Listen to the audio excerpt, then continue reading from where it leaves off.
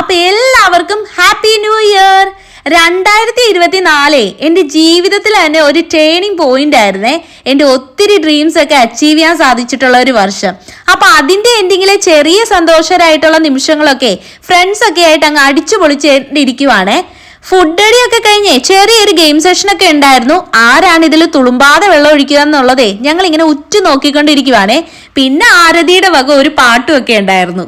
മാവിൻ കൊമ്പിലേതോ കോകിലം ചൊല്ലി സല്ലാപം കാറ്റുകാൺ.